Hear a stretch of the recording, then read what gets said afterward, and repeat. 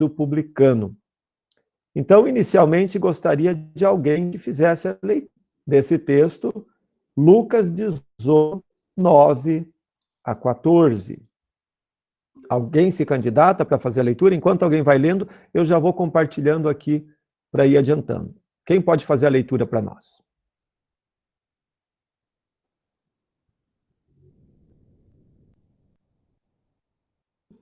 Posso ler aqui, pastor? Por favor, então. Propôs também esta parábola a uns que confiavam em si mesmos, crendo que eram justos e desprezavam os outros. 2 homens subiram ao templo para orar, um fariseu e o outro publicano. O fariseu de pé, assim orava consigo mesmo. Ó Deus, graças te dou que não sou como os demais homens, roubadores, injustos, adúlteros, nem ainda como este publicano.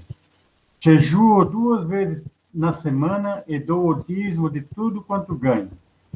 Mas o publicano, estando em pé de longe, nem ainda queria levantar os olhos ao céu, mas batia no peito, dizendo: ó Deus, sê propício a mim, o pecador.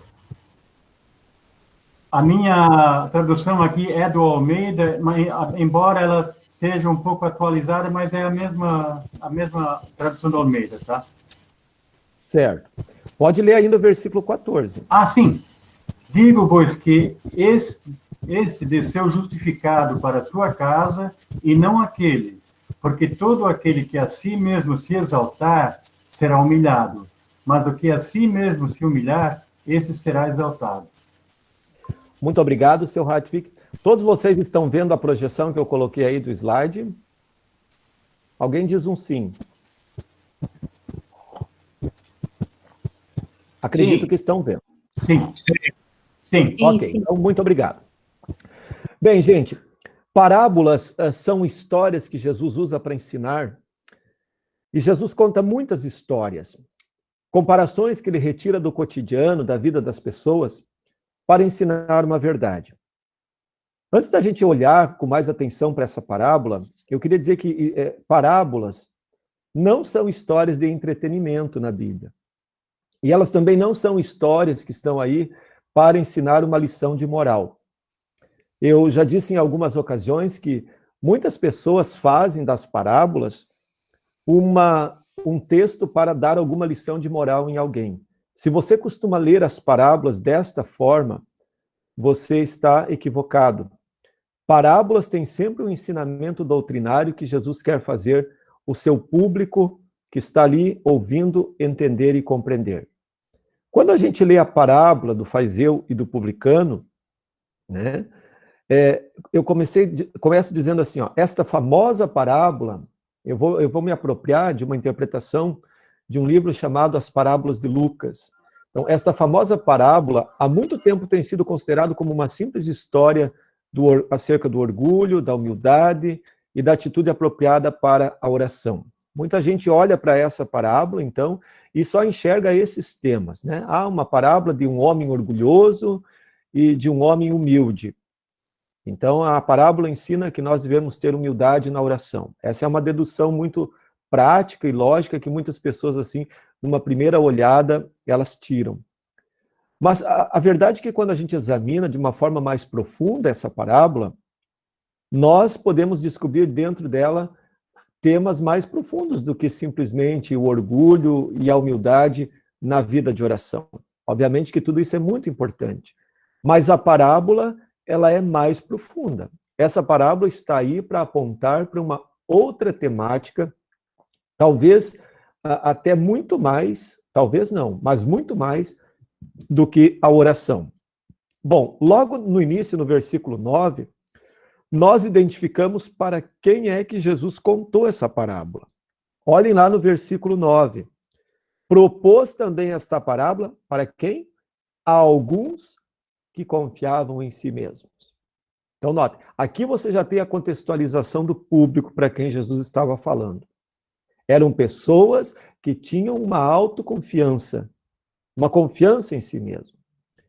E aí um escritor, fazendo uma citação a respeito desse contexto, ele diz assim, olha, Cristo percebera que algumas pessoas que se aglomeravam ao seu redor confiavam para a sua salvação na sua própria justiça e não na misericórdia de Deus. Então, note que nesses simples comentários e nesse simples detalhe que aparece no versículo 9, nós já somos contextualizados de que a temática da parábola toda, ela, muito mais do que falar só da oração, ela vai falar da justiça. E quando a Bíblia fala de justiça, isso é muito importante que você tenha claro. Quando a Bíblia fala de ser justificado, a justiça de Deus, você pode trocar essa palavra justiça por salvação, né? As pessoas às vezes confundem porque entendem justiça e justificação da maneira como a gente entende justiça no contexto das ciências sociais, por exemplo, ou jurídicas. Não funciona, não é assim a justiça de Deus. Então vamos para o versículo 10. O versículo 10 ele começa dizendo que 2 homens eles subiram ao templo. Notem aí, 2 homens vão para o templo. Bom, agora a questão que nós nos perguntamos agora, eles foram no templo participar de um momento de um culto público, como a gente vai na igreja no culto, por exemplo, ou eles foram no templo num horário assim, onde a igreja ficava aberta e cada um foi fazer a sua oração individual.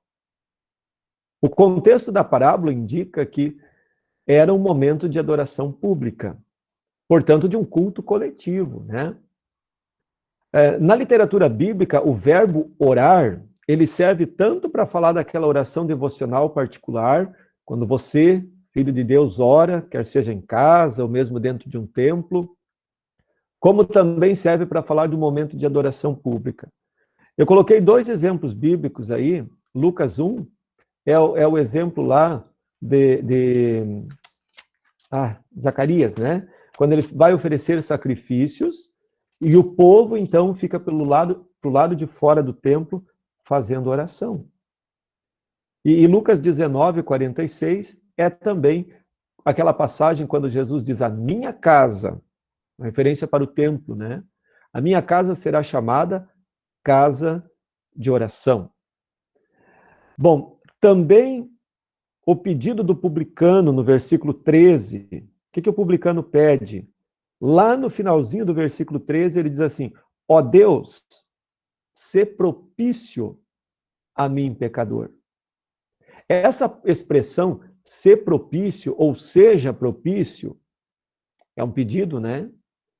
Ela nos indica um momento de adoração coletiva. Porque o propício tem a ver com propiciação. E propiciação tem a ver com oferecer sacrifícios para expiação de pecados. E isso era feito pelo sacerdote no momento de adoração coletiva. Então, tudo indica que essa parábola, ela acontece no momento de adoração coletiva, ou seja, de um culto. E aí vem uma pergunta, mas e o fato de cada um fazer a sua oração? Ela não indicaria também, então, uma devoção particular e não um culto público? Porque, por exemplo, quando a gente vai ao culto, a gente ora coletivamente. E aí, então, tem que se lembrar de um aspecto. O culto sacrificial no Antigo Testamento, ele tinha a parte da coletividade, mas ele também tinha o momento em que o sacerdote ia oferecer o sacrifício do animal para a expiação do pecado do povo. E é nesse momento que o sacerdote ia oferecer o sacrifício que o povo, então, fazia as suas orações particulares no lado de fora ou no pátio do templo. Então, isso também está em conformidade e a gente pode também continuar afirmando que a parábola acontece no momento de culto público, no momento de adoração coletiva com outros irmãos.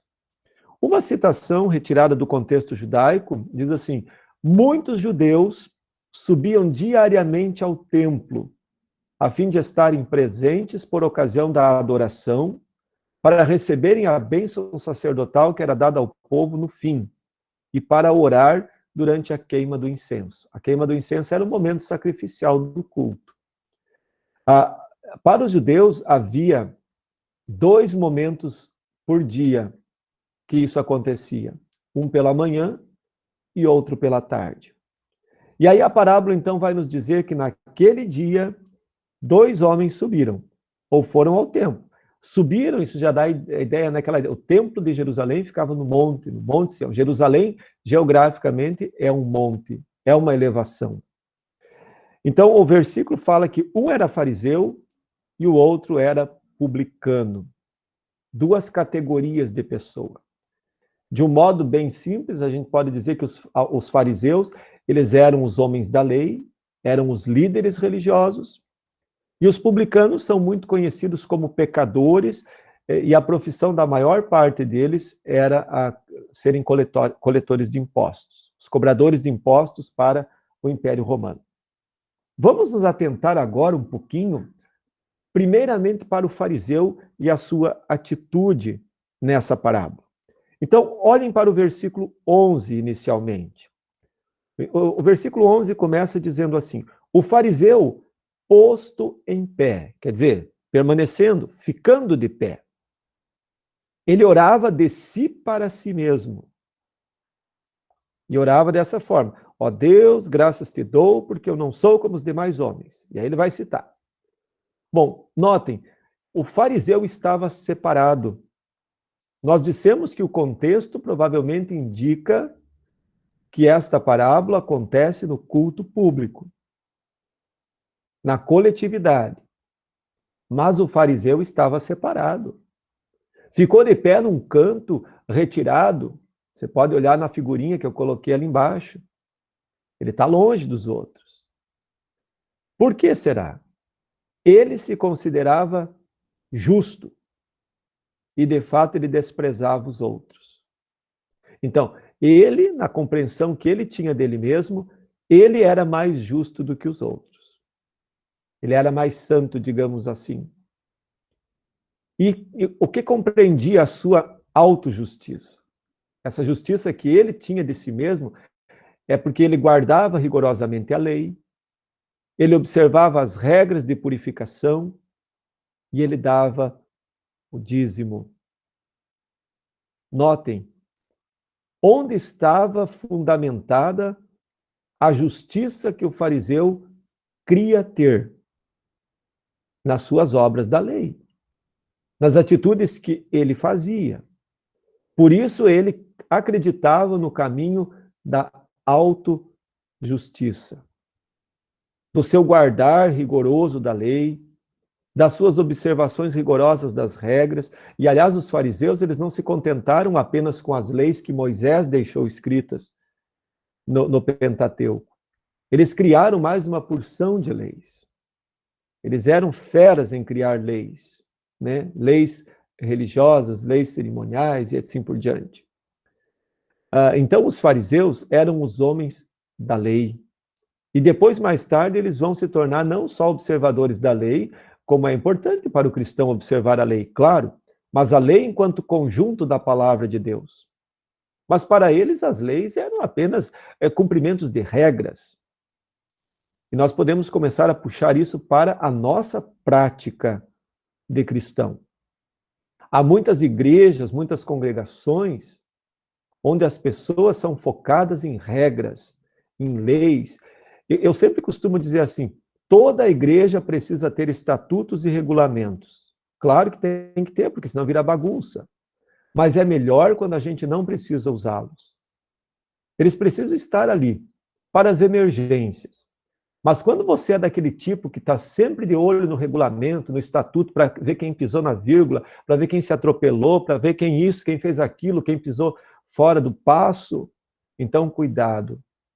Você está indo para um caminho da autojustiça. O povo de Israel caiu muitas vezes nesse caminho. E eles cumpriam rigorosamente todos os estatutos que Deus tinha dado do ponto de vista do rigor da lei, do cumprimento sacrificial. Eles faziam as coisas como era para ser de acordo com a lei.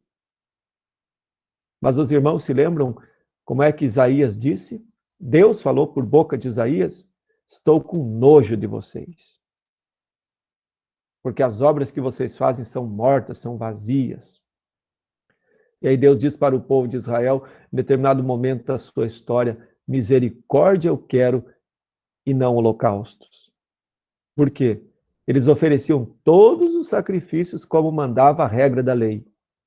Mas o coração deles era de acordo com aquilo que Jesus chamou no Novo Testamento: sepulcros caiados. Era de falsidade, né? Era de hipocrisia. O legalismo sempre nos leva a criar um caráter de falsidade, né? Quando a gente aponta o caminho para o céu como o caminho da justiça, do cumprimento da lei, né? Eu falei para vocês na semana passada desse dedo aqui, né?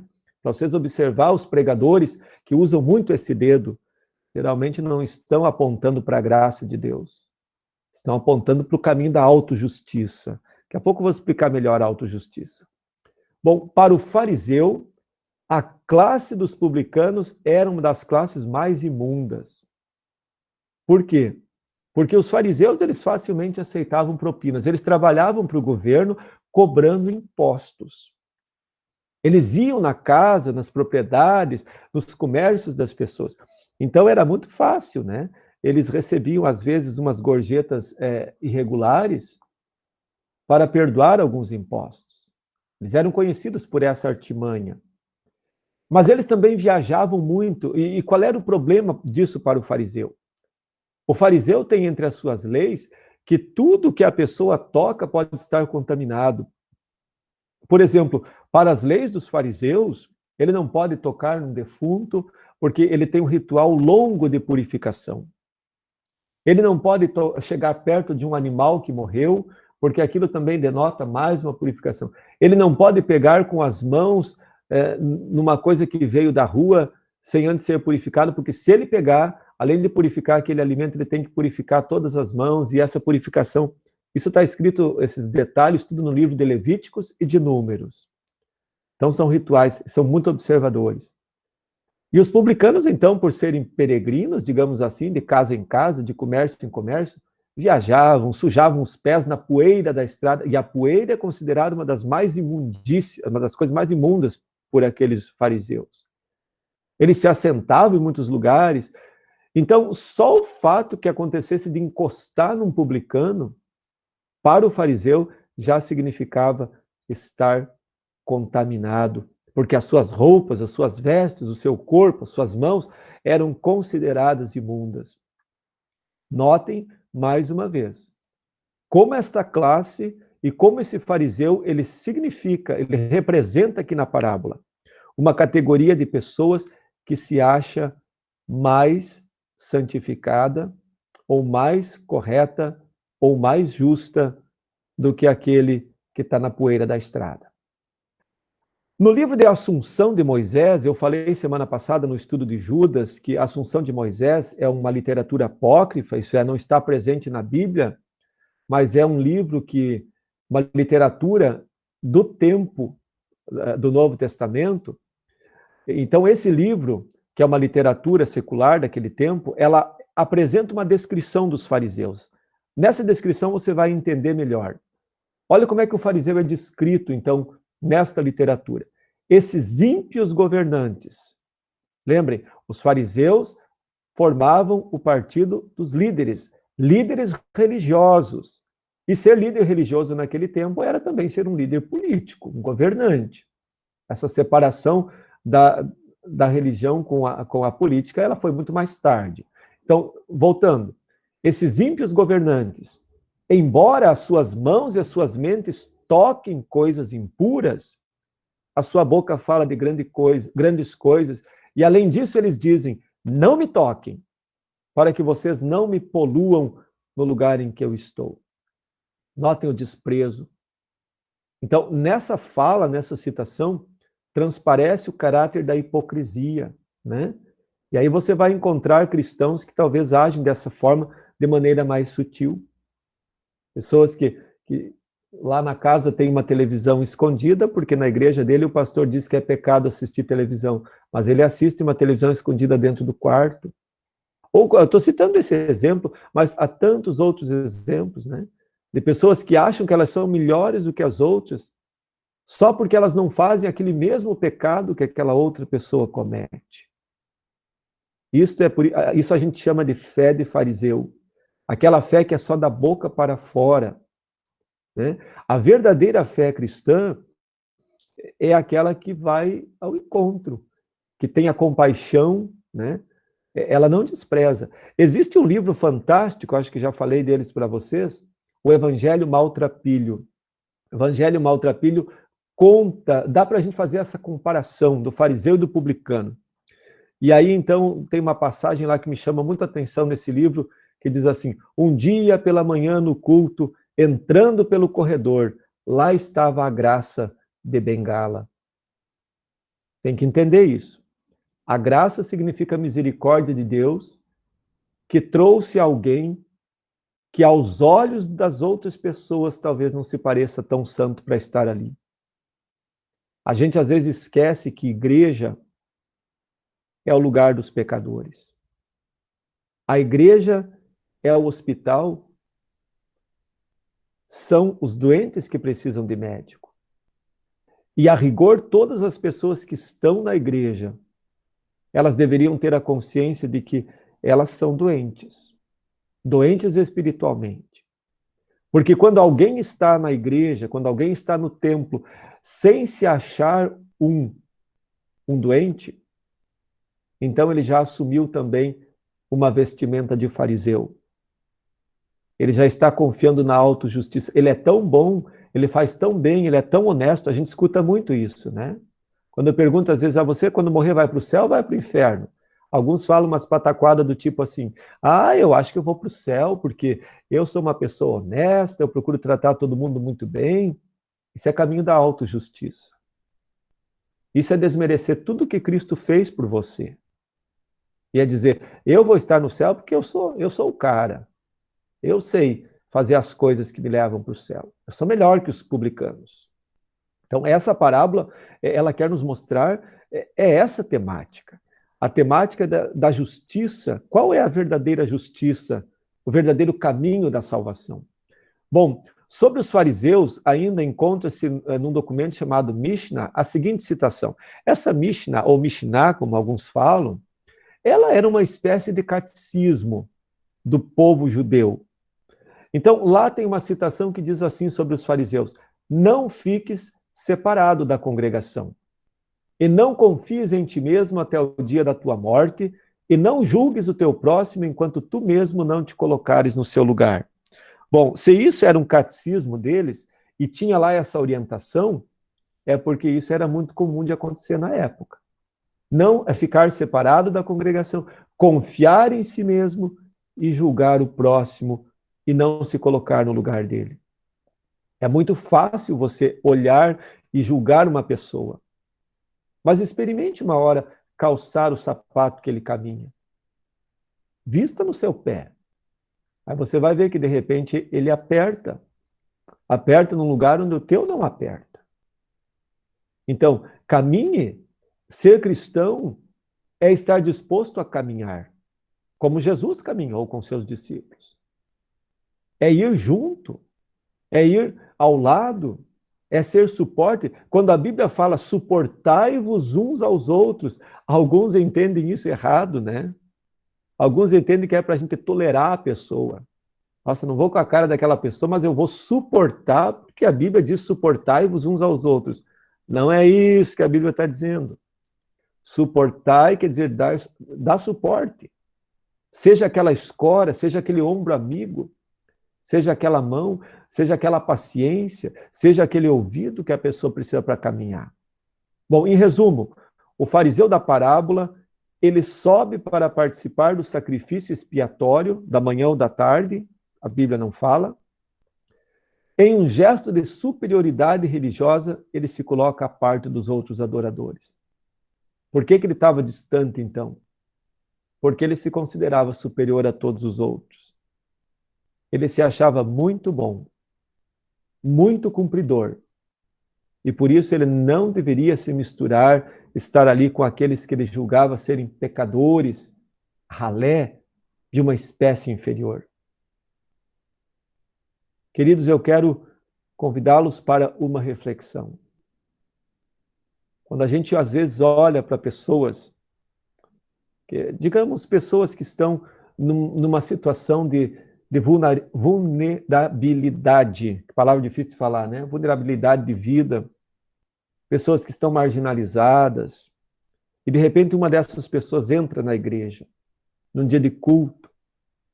Como é que a gente olha para essas pessoas? Agora você precisa ser sincero ao responder isso para você, porque Deus vê os nossos pensamentos. Mas será que a gente olha com os olhos da compaixão? Com os olhos de quem diz assim, eu também sou um pecador? Ou a gente diz, olha, eu sou o bom da história. Eu não sou como esse daí. Fica a pergunta para a nossa reflexão. Bom, o costume do judeu, na hora do incenso, que é o momento do sacrifício, era o de orar em voz alta. Então, sendo assim, provavelmente aquele fariseu, ele aproveita a oportunidade na cabeça dele para instruir os justos, os que estão ao seu redor. Quem mora em casas, assim, onde tem muitos vizinhos, e sempre tem aquele vizinho que é meio chato, né? Ou aquela vizinha que é enjoada, ou coisa assim, que você considera que é uma pedra no caminho. E aí, às vezes, dá um azar, entre aspas, né? Dessa pessoa ser alguém que frequenta uma igreja. E aí você nunca um dia estava enraivado, assim, com aquela pessoa e começou a falar em voz alta, esse povo que vai na igreja, que carrega a Bíblia, mas que vive incomodando os vizinhos. Foi exatamente isso que o fariseu fez. Ele pensou, agora eu vou aproveitar.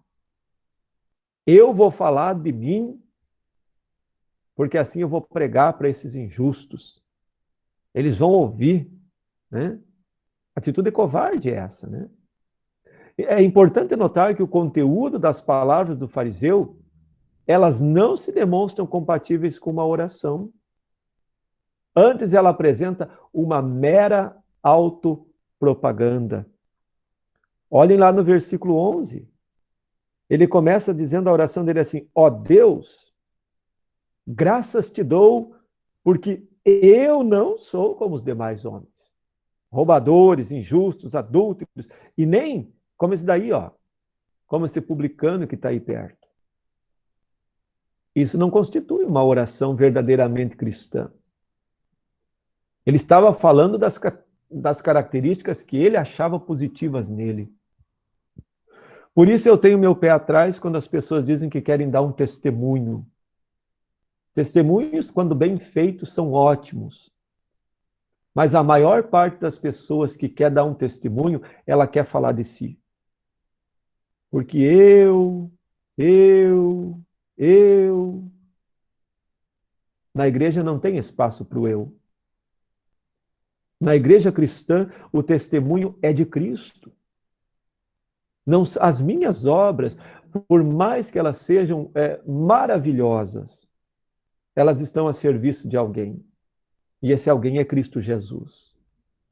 Então, quando eu quero dar um testemunho, eu dou um testemunho daquilo que Cristo fez, faz e continua fazendo na minha vida. Isso é dar um testemunho. Mas quando eu dou um testemunho dizendo das coisas que eu fiz para o reino, eu estou fazendo uma autopropaganda. E como isso é perigoso, a nossa tendência humana, ela está fortemente inclinada para a nossa autopropaganda. Por isso diz a Bíblia, que faz a tua mão direita e não precisa nem saber a tua mão esquerda. Então, portanto, Jesus está retratando nessa parábola uma realidade que muito provavelmente era conhecida do seu auditório. O povo que estava ouvindo Jesus muito provavelmente convivia com esse tipo de situação. O fariseu faz uma lista daquilo que ele acha que era negativo e ele ilustra usando a figura do publicano. No versículo 11 ele diz, são roubadores, são injustos, são adúlteros. Então, a oração do fariseu expressa um rude ataque contra um estereótipo, quer dizer, um tipo, uma acusação pública contra um companheiro de adoração. E o seu ataque é formulado com base na justiça própria e as noções são pré-concebidas por ele. Você nunca passou pela situação de estar escutando o sermão do culto, a mensagem, a homilia, chame do nome que você quiser. E aí você começa a pensar assim, ó, essa parte que o pastor está falando agora, ó, é bem para aquele que está sentado ali, ó. Eu sei dos podres da vida dele. Isso é atitude de fariseu. Isso é porque você está confiando no caminho da justiça própria. Você está dizendo, em outras palavras, é como se você estivesse dizendo, eu não sou como esses aí, ó. Eles sim, são roubadores, são injustos, são adultos, mas eu? E aí vem a atitude dele, né? Eu jejuo 2 vezes por semana. A lei dizia que pelo menos uma vez por ano tinha que jejuar. Então você imagine, se a lei dizia que era uma vez por ano e o camarada jejuava 2 vezes por semana, ele estava em crédito com Deus, né? Ele diz assim, e eu dou o dízimo. Bom, o dízimo é doutrina bíblica, mas o que ele quer dizer aqui? É porque existia o dízimo era dado naquele tempo sobre os alimentos que eram colhidos. Só que as coisas como temperos, por exemplo, as especiarias, essas não entravam no dízimo. Mas ele não. Ele dava o dízimo até disso. Então ele se vangloria, ó, até disso eu dou o dízimo. Moisés havia estipulado um jejum para o dia da expiação, é um jejum por ano, né? E ele vai além. Bom, os seus atos são obras de supererrogação. O que quer dizer esse palavrão? Supererrogação. Isso quer dizer pessoas que confiam que vão para o céu por causa das coisas boas que ele faz. Eu acho que o tempo agora não nos permite. Se nos permitir, depois no final, nós vamos ler Amós capítulo 4. Não, eu acho que dá para nós ler. Vamos abrir a nossa Bíblia lá, em Amós capítulo 4. Bem rapidinho, dá tempo sim. Eu acho que é um texto que ilustra, muito bacana, essa ideia da supererrogação. Olhem lá, Amós capítulo 4. Amós, ele foi conhecido como o profeta boiadeiro, né? Ele era boiadeiro de profissão. Amós capítulo 4, a partir do versículo número 4. Diz assim, ó, vinde a Betel e transgredi a Gilgal e multiplicais as transgressões. E cada manhã trazei os vossos sacrifícios e de 3 em 3 dias os vossos dízimos e ofereceis sacrifícios de louvor do que é levedado e apregoai ofertas voluntárias e publicai-as, porque disso gostais, ó filhos de Israel, disse o Senhor Deus. Também vos deixei de dentes limpos em todas as vossas cidades, e com falta de pão em todos os vossos lugares. Contudo, não vos convertestes a mim, diz o Senhor. Versículo 7. Retive de vós a chuva 3 meses, ainda antes da ceifa. Fiz chover sobre uma cidade e sobre a outra não. Um campo teve chuva, o outro ficou sem chuva e se secou. Andaram 2 ou 3 cidades, indo a outra cidade para beber água, mas não se saciaram. Contudo, não vos convertestes a mim, diz o Senhor. Versículo 10, enviei a peste contra vós, à maneira do Egito. Os vossos jovens matei-os à espada, os vossos cavalos deixei-os levar presos, e o mau cheiro dos vossos arraiais eu fiz subir aos vossos narizes.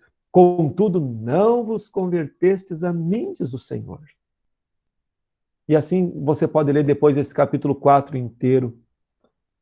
Você vai perceber ali que, olha, o que Deus diz no início do versículo 4? Vocês, cada manhã, trazem os sacrifícios. De 3 em 3 dias vocês trazem os dízimos.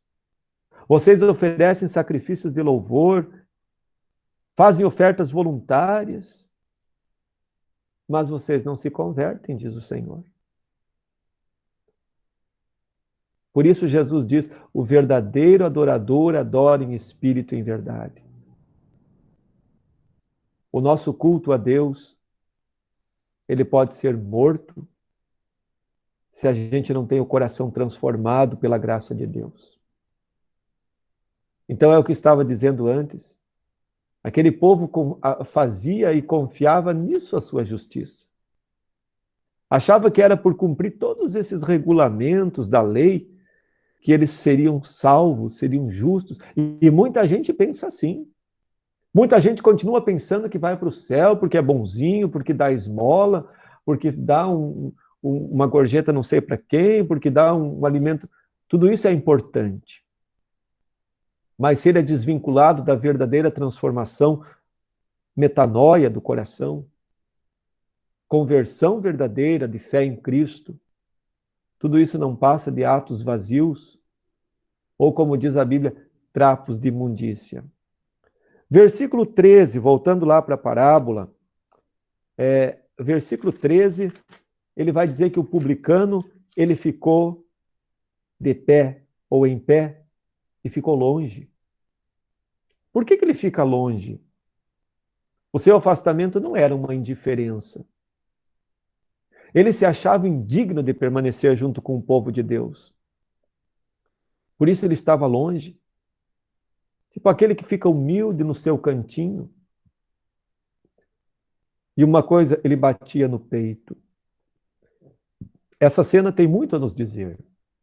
Esse gesto dramático ainda é usado em aldeias por todo o Oriente Médio, desde o Iraque até o Egito.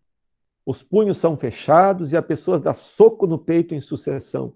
Esse gesto é usado em ocasiões de extrema angústia ou de intensa ira.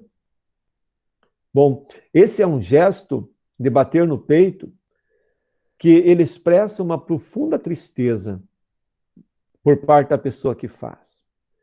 E na Bíblia ele é muito pouco usado. Ele é usado aqui nesse texto da parábola, e ele é usado em Lucas 23, 48, que foi lá nos pés da cruz quando crucificaram Jesus. E aí o povo, então, depois, lamentando, batia no peito. Mas por que, afinal, o peito, né? Bom, o peito, o seu coração em seu peito era a fonte de todos os seus maus pensamentos. Por isso ele estava batendo nele com evidência da sua dor, como algumas pessoas fazem em seu remorso. Batem no peito. Bom, isso demonstra a consciência daquilo que está em Mateus 15, 19, onde diz que é do coração que procedem todos os maus desígnios, desejos e avarezas. Os gregos tinham ali, os judeus tinham ali essa ideia de que o coração era a sede dos maus desejos, né? Mas isso é uma coisa figurada, coração não pensa, coração não sente, coração não deseja. Se nós fôssemos transliterar isso, ou escrever isso para o nosso tempo, nós íamos bater na nossa cabeça. Porque nós sabemos que é da consciência, da nossa mente, que brotam todos os desejos. Assim como para os gregos o intestino era a sede de todos os pensamentos e sentimentos, então ali para os hebreus, e a Bíblia coloca como sendo o coração. E nós, então, de uma forma menos poética, diríamos, é o nosso cérebro. Então, por isso ele batia no peito. Porque ele dizia, é dali que saem esses maus desejos. Então, isso, ao bater no peito, aquele publicano, ele dá uma demonstração de reconhecimento. Ao contrário do fariseu que se eleva, ele se coloca no lugar onde justamente todo cristão deveria estar, que é o de reconhecer a sua pecaminosidade. E aí vem a sua oração, né? Qual é a oração do publicano? Ser propício a mim, pecador. O que significa esta oração? Ser propício é muito mais do que pedir misericórdia a Deus. É muito mais do que clamar, Senhor, tenha pena de mim. Mas ela tem antes um sentido de purificar, de reconciliar. Essa palavra propício, propiciação, que remonta aos atos sacrificiais, ela tem a ideia de reconciliação. Por que Jesus se sacrificou por nós? Lembre-se que os sacrifícios que eram feitos nos cultos do Antigo Testamento, eles eram feitos com a intenção de apontar sempre para o sacrifício maior que ainda viria, o sacrifício de Jesus, o tipo e o antítipo. E agora, então, aqueles sacrifícios tinham, o sacerdote oferecia em lugar do povo, derramava o sangue, que era para quê? Para purificar, perdoar os pecados do povo e reconciliar o povo, reconectar o povo novamente com Deus. O que é que o sacrifício de Cristo faz por nós? Cristo também derrama o seu sangue por nós. O seu sacrifício perdoa o pecado. E o seu sacrifício, ele também nos reconcilia com Deus. Agora, a diferença extrema é que o sacrifício de Cristo é um sacrifício perfeito. É um sacrifício que foi feito uma única vez e que vale para a vida inteira. Ao passo que os sacrifícios antes de Cristo, eles eram imperfeitos e por isso precisavam ser repetidos cada vez. Então, de que maneira nós hoje recebemos a propiciação, quer dizer, a purificação e a reconciliação? Recebemos pela fé, por causa da graça de Deus e por meio da fé em Cristo Jesus. Então, uma tradução literal seria dizer mais ou menos assim: faze uma expiação por mim. Quer dizer, me limpa, me purifica e me reconecta. Reconectar, reconciliar, dá aquela ideia de fazer as pazes. O distanciamento publicano demonstra que ele tinha um sentimento de indignidade. E aí eu quero chamar a atenção de vocês daquele convite para a Santa Ceia. Quem é a pessoa digna de ir à Santa Ceia? O apóstolo Paulo ele diz assim que a pessoa que não for digna para a Santa Ceia vai ser réu do corpo de Cristo. Mas então, quem é o digno de ir à Santa Ceia? É aquele que sabe que é indigno. Entenderam isso? Ou seja, é aquele que reconhece que ele vai não por merecimento, mas porque Deus é tão gracioso que tem bênçãos para dar a ele. Então, o publicano, ele se sentia assim, alguém indigno, alguém não merecedor. Então, quem é que merece a graça de Deus? É aquele que sabe que não merece. Porque a rigor nós não merecemos, né? A rigor nós ganhamos a graça de Deus. Então, o publicano, ele deseja estar lá também. E por isso ele bate no peito com arrependimento e esperança. Ele sabe que não há nada que ele possa fazer que vai reconciliá-lo com Deus. Mas ele confia, ele tem esperança que Deus pode fazer isso por ele. Qual é a tua esperança? Por que você acha, por que você crê que você também vai estar um dia no céu? Porque Deus espia o teu pecado. Não espia de ficar olhando assim, ó. Espia de perdoar, de apagar. Isso é graça, dádiva de Deus. Sem nenhum merecimento próprio que o recomende. Veja, o fariseu não. O fariseu ele tinha recomendações próprias, né? Eu, Senhor, ouve a minha oração porque eu sou o bicho. Eu sou o cara. O publicano, ao contrário, ele diz: eu não tenho nada de mim mesmo. Não há nada que eu possa falar de mim que me recomende para receber o perdão. Mas ele deseja que o grande e dramático sacrifício expiatório ele possa aplicar-se a ele também. Nós não fazemos nada para merecer o sacrifício de Cristo. Tem um hino que se canta por aí, inclusive está naquele cancioneiro roxo, devia ser rasgado fora. O hino diz assim: morri na cruz por ti. Que fazes tu por mim? Ora, tem alguma coisa que eu, pecador, possa fazer por Cristo? Que não seja de me curvar e louvá-lo eternamente por ele expiar o meu pecado, por ele me justificar, por ele me agraciar? O publicano tinha essa consciência. Eu de mim mesmo não tenho nada de bom para oferecer ao Senhor. Mas o fato do Senhor me perdoar demonstra como Deus é misericordioso ao nos tratar. E esse é o tema principal que essa parábola quer mostrar. E aí vem a conclusão. O culto acabou no versículo 14. E os dois homens, eles descem do templo.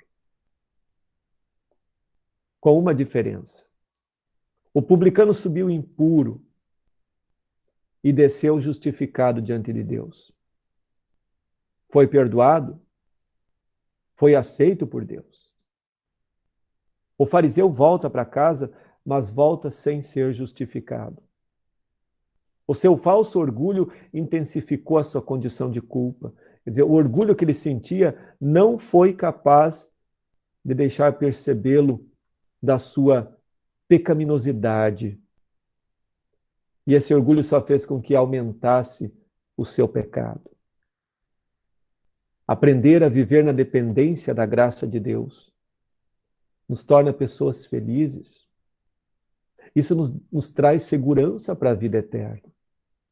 Saber que nós somos salvos e aceitos por Deus, não por aquilo que somos ou fazemos, mas por aquilo que Cristo fez por nós.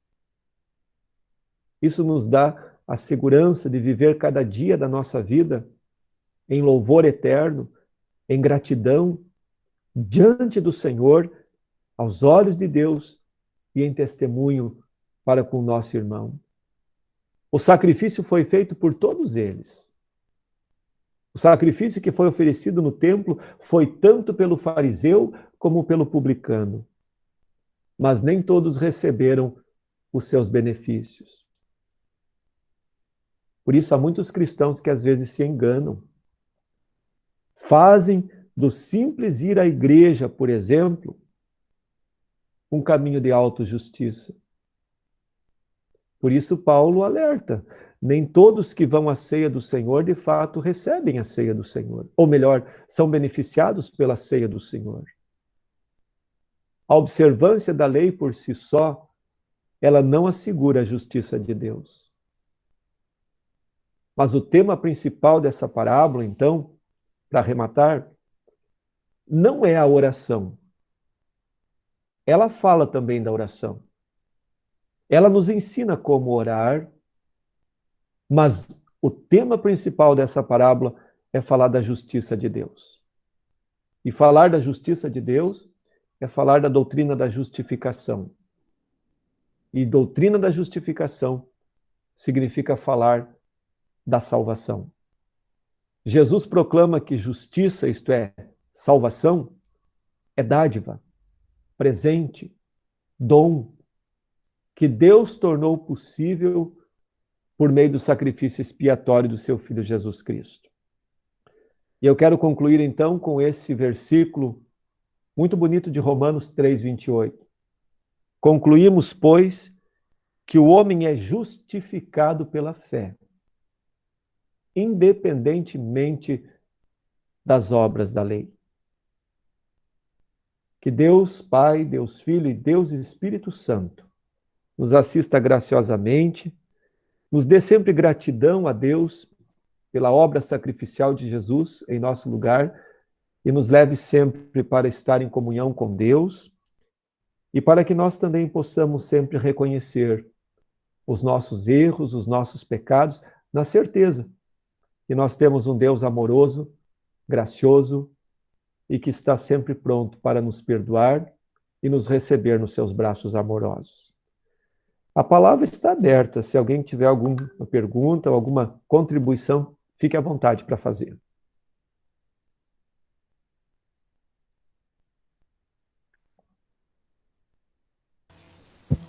Posso falar, pastor?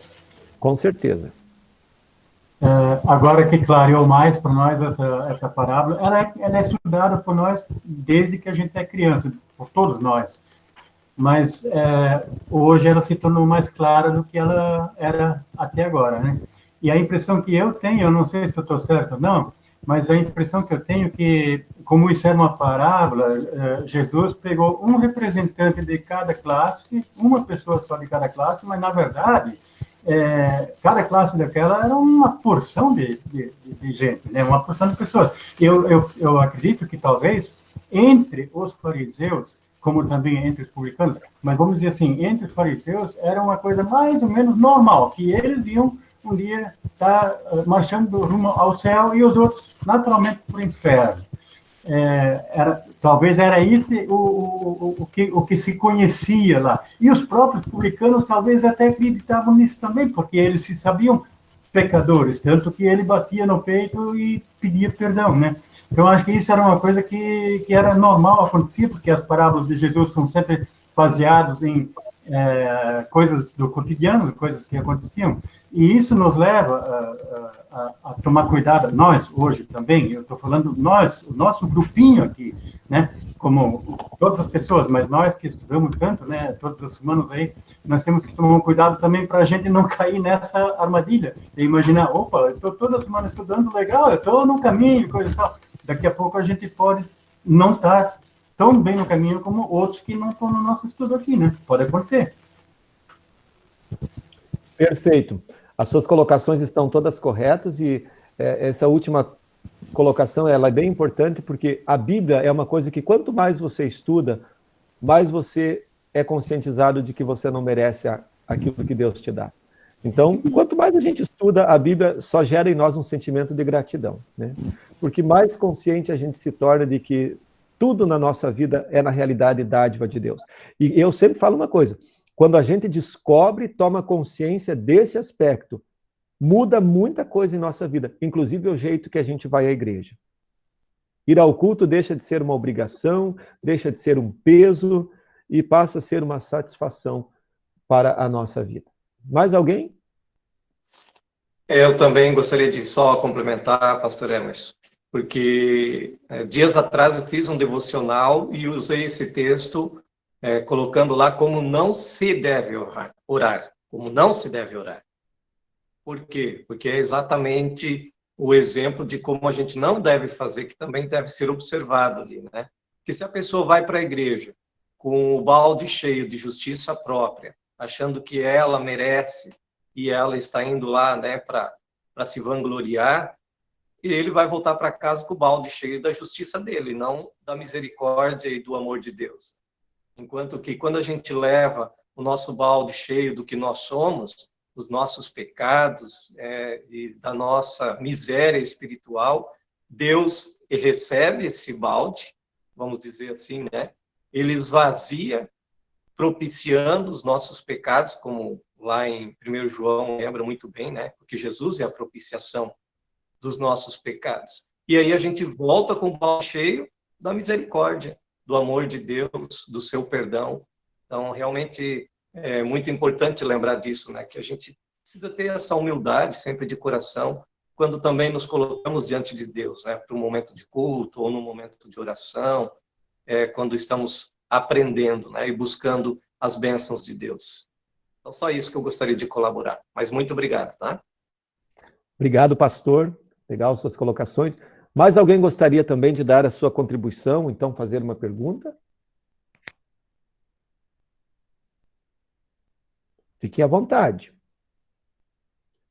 Nós estudamos o livro de 1 Pedro, depois estudamos o livro de Judas, e agora, enquanto não definimos o próximo livro, eu resolvi hoje trazer, então, essa parábola, né? De vez em quando trazer um tema assim é interessante também. As parábolas têm coisas bacanas. Não estamos ouvindo o Maico. O Guilherme escreveu ali, o Maico está falando? Não? Alô? Oi. Ué, Pode falar, que agora estamos te ouvindo, Maico. agora eu não estou me vendo. Tá, eu só queria comentar duas coisas, né? Dizer que bom que eu tenho chance, então, né? De ir para o céu. E segundo, dizer que essa parte do suportai-vos uns aos outros, realmente eu entendia da maneira de tolerar um ao outro, mas achei bem legal essa situação ali de dar suporte ao outro. Beleza, Agora era você já isso. sabe que deve se tornar um palanque para aquele que está mais bambo, né? Uma escora, uma cunha. É isso aí. Olha o Maico aí, todo de capuz, todo...